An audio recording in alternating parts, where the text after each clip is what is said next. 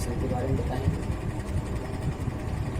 अब देखिए फ्रेंड्स, सबसे पहले जो है जिस एक बॉल में हम ऐड किए हैं, जोड़े हुए हैं, आपको भी जोड़ना चाहते हैं और आपको जोड़ना चाहिए। एक कदम शिक्षा, आप जो है शिक्षा से जुड़िए। और आज जो है आप मल्टीप्लिकेशन जो बताने वाले हैं वो जो है कौन सी स्टैंडर्ड तक का होगा, क्लास 4th स्टैंडर्ड।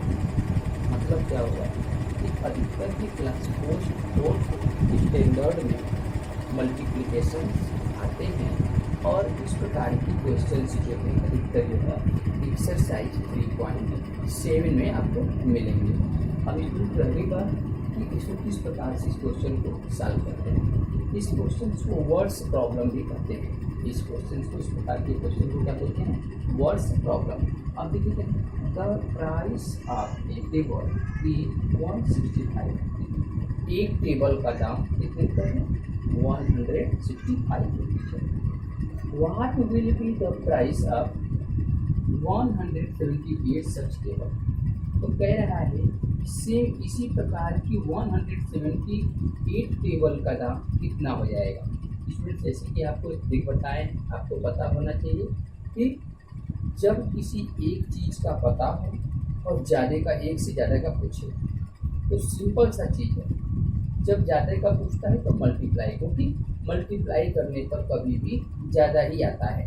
ठीक है फ्रेंड्स, तो इसलिए जब एक का दिया हो और ज़्यादा का पूछे, यहाँ पर देखिए ए टेबल में एक टेबल का दाम पता है और ज़्यादा मतलब 178 का पूछ रहा है, तो जाहिर सी बात है को ज़्यादा है। तो जब एक का दिया हो ज़्यादा का पूछे तो करते क्या है, यहाँ पर दिया हुआ है तो टैब्स का नाम भी वही है, टैब्स के नेम भी वही है, मल्टीप्लिकेशन मतलब मल्टीप्लाई करते हैं। कैसे करते हैं थोड़ा सा स्टेप बाई स्टेप देखेंगे। यहाँ पर राइट करेंगे, ठीक है, कॉस्ट ऑफ वन टेबल। एक टेबल का दाम कितना, 165। अब क्या पूछते हैं, कॉस्ट ऑफ 178 टेबल्स। तो जितना एक का दाम है उसमें एक का पता है, ज़्यादा का पूछे, ज़्यादा का पूछता तो सिंपल सी बात है मल्टीप्लाई करते हैं, तो कर दीजिए मल्टीप्लाई। अब स्टूडेंट सबसे बड़ी चीज़ क्या है, मल्टीप्लाई में क्या होता है, टेबल पढ़ना होता है और हम लोगों को 178 का भी टेबल नहीं आता और 165 का भी टेबल नहीं आता। तो सबसे पहले हम लोग इसको जब नहीं आता है तो सिंपल मेथड में हम लोग जो है मल्टीप्लाई करके और फिर इसका आंसर हम लोग राइट करते हैं। सिंपल मेथड करने के लिए क्या करते हैं स्टूडेंट्स की, आप सभी लोग के दिमाग में ये होता है कि रफ कॉपी पर या कुछ स्टूडेंट जो फेयर कॉपी होती है उसके पीछे वाले पेज पर, ऐसा कुछ नहीं है स्टूडेंट्स। आप जहाँ पर आप फेयर पे नोट्स कर रहे हैं उसी की जस्ट साइड, जैसे देखिए हमारा एक समझ लीजिए व्हाइट बोर्ड है, उसके बगल में स्पेस बच रहा है, उसी तरह से आपका जो कॉपी होगा, नोटबुक होगा, उस नोटबुक के पेज के साइड में जो स्पेस बच रहा है उसी स्पेस पे करना चाहिए। अभी हम आपको बताएंगे कि ऐसा क्यों करना चाहिए, क्यों किसी कॉपी के पीछे नहीं करना चाहिए, क्यों किसी रफ कॉपी एक्स्ट्रा यूज नहीं करनी चाहिए, आज आपको पता चल जाएगा। मैं इसको साइड में कर रहा हूँ, 165 मल्टीप्लाई स्टूडेंट्स यहाँ लीजिए, 8 का टेबल 5 टाइम्स पढ़ेंगे, 8 5 है 14, 4 आपका कैरी इसको दे देंगे आगे वाले को, 8 6 48 और ये 4 50 5 दे देंगे। अब देखिए 8 6 तो हो गया, अब 8 1 जा 8 और 8 और 5 कितना जाए। अभी स्टूडेंट्स यहाँ पर देखिए इसका टेबल पढ़ चुके हैं, इसका 8 का टेबल पढ़ चुके हैं हम लोग। मल्टीप्लिकेशन का मेथड और स्टेप, ये दोनों चीज़ को नोटिस करिएगा, ये आपको आता है, हमें पता है, लेकिन स्टेप क्या कह रहा है कि इस मेथड पे हम वर्क कर रहे हैं, थोड़ा सा इस पर आप क्लियर करिएगा। तो यहाँ पर देखिए 8 का टेबल पढ़ चुके हैं, इसलिए अब इनका काम खत्म हो चुका है, इसलिए इनके नीचे आप क्या करेंगे, एक प्लस सिंबल देंगे। अभी स्टूडेंट्स आपको हम बताएंगे कि इसको प्लस ही क्यों देंगे, तो तुम्हें क्रॉस भी लगाते हैं, मल्टीप्लिकेशन जैसा क्रॉस होता है, ये जीरो लिखते हैं, तो इसका मतलब हम प्लस ही क्यों लिखेंगे। आप ये भी कर सकते हैं, जीरो भी ले सकते हैं, क्रॉस भी ले सकते हैं, ठीक है, आगे बताएंगे अभी थोड़ी देर बाद। आप देखिए यहाँ पे अब 7 का टेबल पढ़ेंगे। 7 का टेबल पढ़ने से पहले स्टूडेंट्स यहाँ पर ध्यान दीजिए, जो आप यहाँ पर कैरी ऊपर लिखते हैं इसे आप इरेज कर देंगे। अगर आप पेन से लिखते हैं तो उसको एक बार क्रॉस करके काट देंगे, ज़्यादा नहीं, उस पर कलर करना नहीं है ज़्यादा कुछ, या कई बार आपको जो है पेन नहीं चलानी है, एक बार रफ क्रॉस कर देंगे, काट देंगे उसको। अब आगे चलते हैं, 7 का टेबल पढ़ना है तो 7 5 35, तो 7 5 35 हुआ। तो अब देखिए टेबल किसका पढ़ना है, 7 का, इसलिए 7 के नीचे से स्टार्ट करेंगे। 35 को 5 लिखेंगे और फिर आगे। अब 7 1 7 और 7 1 जब 7 3 7 सीटा भी पढ़ना है, 7 सीटा होगा 40 और फिर 45 और ये क्या रहेगा 45 को 5 लिखना, 4 7 1 7 और 7 और 4 कितना हो जाएगा 11।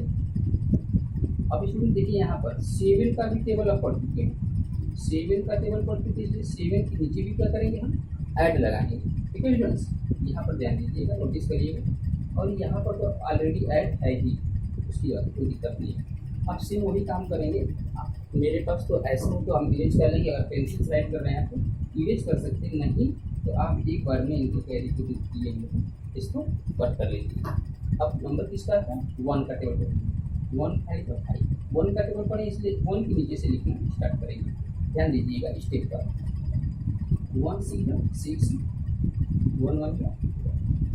अब स्टूडेंट्स यहाँ पर आप देखिएगा, आपसे हमने बोला था अब ये जब आप इस प्रकार से मल्टीप्लाई कर लेते हैं तो जो यहाँ पर आप क्या करते हैं ऐड करते हैं, इसलिए आप यहाँ पर ऐड का सिंबल हम देने के लिए आपसे बोले थे। तो ये करना ही क्या है, ऐड ही करना है।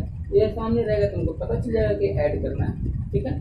और क्लास से 0 भी लिखते हैं, कभी कभी आप लोग गलती भी हो जाती है, उसमें मिस्टेक भी होता है, लेकिन अगर हम प्लस लिखते हैं तो कहीं ऐसा कुछ नहीं होता। चलिए आगे चलते हैं, ज़्यादा इस पर 0 ऐड करने की 0 5 और 2 करेंगे 7 5 और 5 10 और 10 और 3 कितने 30, 1 दे देंगे इसको 6 2 8 1 9 और 1 2।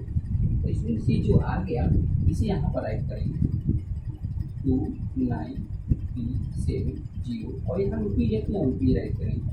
अब इसमें ये आपका आंसर है, ये आपका आंसर है। अब रही बात, आपको ये स्टेप बताने वाले हैं कि आप लोगों से मैंने पहले ही कहा है कि जो ये मल्टीप्लाई वाला हम लोग काम किए थे इसे हम रफ वर्क पे नहीं करेंगे या इसकी एक्स्ट्रा रफ कॉपी यूज इसके लिए नहीं करेंगे। और यहाँ तक हमने बोला है कि किसी फेयर कॉपी के पीछे वाले पेज को हम गंदा नहीं करेंगे, रफ में नहीं कन्वर्ट करेंगे। आप पूछेंगे क्यों ऐसा कर रहे हैं, इसलिए क्योंकि अगर हम इस रफ वर्क को नहीं करते तो क्या ये मेरा आंसर यहाँ जनरेट हो पाता, आ पाता, हमको आंसर मिल पाता, सही से नहीं आता। तो इसका मतलब क्या है, जो आंसर ला रहा है उसी को हम पीछे क्यों लगाएं, जिससे हमको आंसर मिल रहा है उसको हम अदर रफ कॉपी पर क्यों रखें। यहाँ पर रहेगा तो क्या फ़ायदा होगा, ये हमारे लिए फेयर है। मैथ में या किसी सब्जेक्ट में कोई रफ नहीं होता, यहाँ पर यूज करिए। रफ तो हमारी अपनी गलतियों को सुधारने के लिए वर्क करते हैं, तो हमारी गलती यहाँ पर यूज कर सकते हैं। अब हम यहाँ पर बताएंगे आपको, अगर ये साइड में रहेगा और कोई बाइक, तभी मैं अभी गलती कर रहा था आपसे, या 7 का टेबल 5 टाइम पढ़ते और 7 1 7 बोला 6 को छोड़ दिया, मुझसे भी गलती हो रही थी, क्योंकि समझाने के चक्कर में हो सके नोटिस नहीं कर पाए होंगे, तो उस कंडीशन में मुझसे भी गलती हो रही थी। तो अगर इस क्वेश्चन के जो सॉल्यूशन है, सॉल्यूशन की जस्ट साइड में रहेगा फ्रेंड्स, तब क्या फ़ायदा होगा कि अगर इसमें हम कहीं मिस्टेक किए हुए रहेंगे तो हमारे जब टीचर देखने जाएंगे तो वो यही पर हमको समझा देंगे, बेटा इस वाले लाइन में ये वाला जो डिजिट है आपने गलत लिखा, या इस लाइन में ये वाला डिजिट आपने गलत लिखा, या इसमें यहाँ ऐड करने पर कुछ छोड़ दिया है, ठीक है। तो आपको यहीं पर वो समझा देंगे। यदि आप इसको पीछे वाले रफ पेज को यूज किए होंगे, पेयर का पीछे वाला पेज यूज किए होंगे, तो वहाँ पर बहुत ज़्यादा गंदा राइटिंग आप लोग कई क्वेश्चन की आप रफ कर लेते हैं, तो उसमें तो आप लोग खुद नहीं ढूंढ पाएंगे कि हमने कहाँ किया है, और वो टीचर भी नहीं ढूंढ के बता पाएंगे आप लोग कहाँ गलती की है। दूसरी चीज़ ध्यान दीजिएगा, अगर आप अदर कॉपी यूज किए हैं रफ कॉपी इसको सॉल्व करने के लिए, तो अदर कॉपी यूज किए तो क्या अदर कॉपी जो टीचर को ला कर देने जाएंगे, नहीं जाएंगे, क्योंकि आपकी कॉपी टीचर कई प्रकार से चेक करते हैं। तो आपको ऑलरेडी मांग कर जमा कर लेंगे अपने पास, उसके बाद चेक करेंगे, उस समय आप वहाँ प्रेजेंट नहीं रहेंगे। जब वहाँ प्रेजेंट नहीं रहेंगे तो कौन आपसे रफ कॉपी मांगेगा, या आपकी गलती कहाँ पर सुधार हो पाए। और अगर ये साइड में करेंगे तो वो टीचर वहीं पर रेड पेन से अपना बना देंगे कि ये वाले मिस्टेक ये यहाँ पर ऐसे करेंगे तो यहाँ पर, और फिर इसको क्रॉस करके यहाँ पर हमको आंसर लिख सकते हैं। तो इससे आपको पता चल सकता है कि फॉल्ट जहाँ पर होगा वो फॉल्ट आप पकड़ेंगे और वहीं पर सुधार कर लेंगे, ठीक है, और यहाँ पर आपका आंसर मिलेगा। दूसरी चीज़, सबसे बेस्ट चीज़ क्या है, यहाँ पर जब टीचर जाते हैं तो टीचर को भी 165 का टेबल नहीं आता है या 178 का टेबल टीचर को भी नहीं आता है। शायद हमको लगता है कि लगभग कोई इतना ज़्यादा नहीं कर पाता है, तो सबको ये मल्टीप्लाई का ही बेस बनता है चेक करने का। तो अगर आप यहाँ किए रहेंगे तो टीचर को चेक करने में बड़ी आसानी होगी, आपको उनको अलग से मल्टीप्लाई नहीं करना पड़ेगा, वो यहीं से चेक करके आपके ही आंसर से मैच करा देते हैं। स्टूडेंट अगर वो साइड में करने से, रफ से इतना घृणा मत करिए कि आप इसको रफ मत बोलिए, ये रफ है ही नहीं। क्यों? क्योंकि जिसने मेरा आंसर परफेक्ट आंसर दिया उसी को हम रफ क्यों बोले? रफ मतलब क्या होता है? खराब, खुरदुरा, भद्दा, ऐसा चीज़ को उसको भद्दा क्यों बोले? जिसने हमारे काम आया आंसर लाने के लिए उसको हम भद्दा क्यों बोले? इसलिए स्टूडेंट्स इसको नोटिस करिएगा कि इस प्रकार की गलती हम न करें, ठीक है स्टूडेंट। अगर आपको इस प्रकार के क्वेश्चन क्लियर हो रहे हैं, समझ में आ रहे हैं, तो प्लीज़ आपके अगल बगल दोस्त होंगे, मित्र होंगे, या आपके रिश्तेदार में कोई इस स्टैंडर्ड में पढ़ता होगा और उसके घर पे अगर कोचिंग पढ़ाने वाला कोई नहीं हो सके, कोचिंग में ज़्यादा महंगी पड़ती है, 2,000-3,000 रुपये मांगते हैं लोग, उस कंडीशन में वो दे नहीं पाते हैं, गरीब हैं, तो उस समय आप उनका हेल्प कर सकते हैं कि हर घर में एंड्रॉयड मोबाइल है, हर घर में रिचार्ज होता है, और उस रिचार्ज का लोग व्हाट्सअप, फेसबुक या अदर चीज़ों में यूज करके मतलब उससे कोई बड़ा बेनिफिट नहीं ले पाते हैं, ठीक है। कुछ लोग लेते भी हैं, ऐसा नहीं करें कि सब लोग बेनिफिट नहीं ले पाते हैं। तो अगर आप उसको, अपने बच्चे को उस रिचार्ज को और other media, social media use करने के सिवा आप अपने बच्चे को शिक्षा में वो जो है यूज करें उस नेट को, और अपने भी वहाँ देखें, तो इससे बहुत बड़ा बेनिफिट मिल सकता है। दूसरी चीज़ यहाँ पर है, इससे क्या आप इस चैनल से क्या आपको बेनिफिट मिल सकता है। अगर स्टूडेंट, अगर आप जाते हैं कहीं पर कोचिंग करने के लिए, तो आप जाने का भी समय होता है, आने का भी समय होता है, और वहाँ आप पढ़ रहे हैं, या कभी कभी आप लोग घूम कर भी चले जाते हैं, पता चलता है कि 1 घंटा बिताए कहीं और चले आते हैं, गाइड में पता चलता है पढ़ के आ रहे हैं, और वहाँ पर पता चलता है कि छुट्टी था, ठीक है। तो उसमें लेकिन यहाँ पर जब आपके मम्मी पापा आपके सामने वीडियो ऑन करके और फिर आपके साथ कराएंगे, तो वहाँ पर आप किसी प्रकार का उनके साथ जो है गलत बिहेव नहीं कर पाएंगे। वहाँ पर आप जब वीडियो ऑन रहेगा तो मम्मी भी सुनती रहेंगी, पापा भी सुनते रहेंगे, और आपको भी सुनना है, स्क्रीन शॉट लेकर के आप सॉल्व भी कर लेंगे, तो इससे आपको बहुत बड़ा बेनिफिट मिलेगा। एक बेनिफिट और भी मिल सकता है आपको, आपके फ्रेंड को, आपके रिश्तेदार को, कि क्या बेनिफिट और मिल सकता है। इसलिए इससे ये फायदा हो कि जब आप घर पे जाते हैं और होमवर्क करने की बात करते हैं, तो आप अपने पापा को किस तरह बुलवाते हैं, या आप अपने गार्जियन को कैसे बुलवाते हैं कि पापा ये क्वेश्चन मुझे समझ में नहीं आ रहा है, सर ने बताया मुझे समझ में नहीं आया, और समझ में नहीं आया इसलिए मैं होमवर्क नहीं कर रहा हूँ। पापा भी सोचते हैं ठीक है बेटा, तुम कल पूछ लेना। क्या है, आप जाके घर कल अगले दिन टीचर से पूछते हैं, नहीं पूछते हैं, या पूछते हैं, ये आपके ऊपर डिपेंड करता है। नहीं पूछते हैं तो आपका ये जो है खाली वही एक्सरसाइज कंप्लीट नहीं हो पाता, और इसमें क्वेश्चन आपको नहीं आते हैं। तो यहाँ पर अगर आप अपने गार्जियन से पूछते हैं, अगर गार्जियन आपकी हेल्प नहीं कर पा रहे हैं, तो तुरंत उनको पता है कि इस चैनल पे आपके क्लास के स्टैंडर्ड के अकॉर्डिंग जो है क्वेश्चंस बताए जाते हैं। तो बेटा 1 मिनट रुको, अभी हम ऑन करते हैं वीडियो, और ऑन करके जो है देखते हैं, अगर आप इस क्लास से रिलेटेड या इस एक्सरसाइज से रिलेटेड वीडियो होगा तो हम खुद समझेंगे और आपको समझाएंगे, या आप भी बैठना था आपको समझेंगे।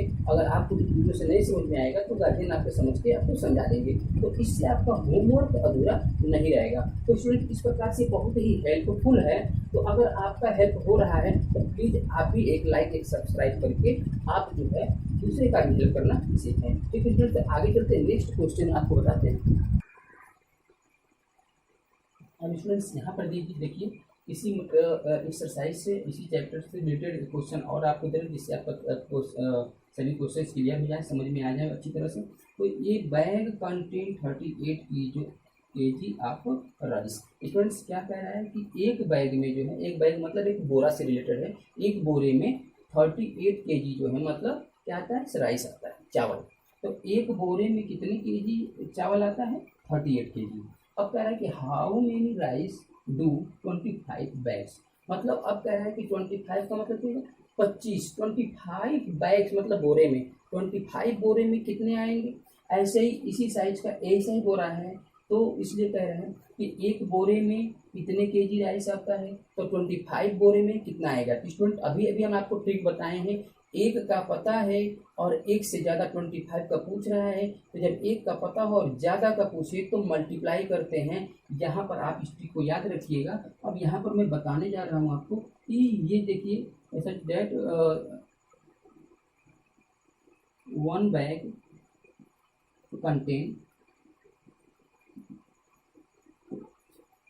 Contain rice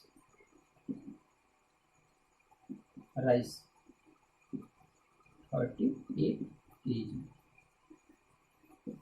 so that 25 bags contain rice equal to 38 multiply 25।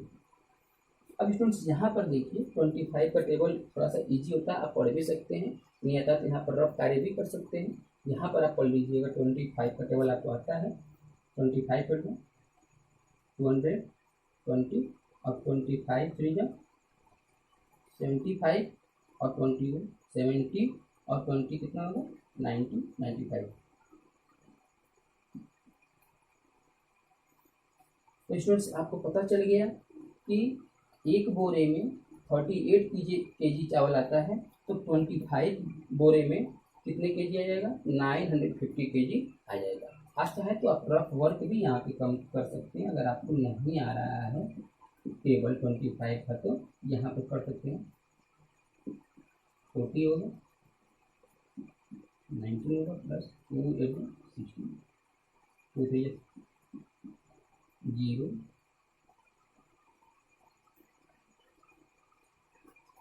ये आप आंसर यहाँ पर स्टूडेंट्स इस तरह से जो है आप हर क्वेश्चन को सॉल्व करेंगे। तो स्टूडेंट्स आई होप आपको वीडियो बहुत पसंद आया होगा।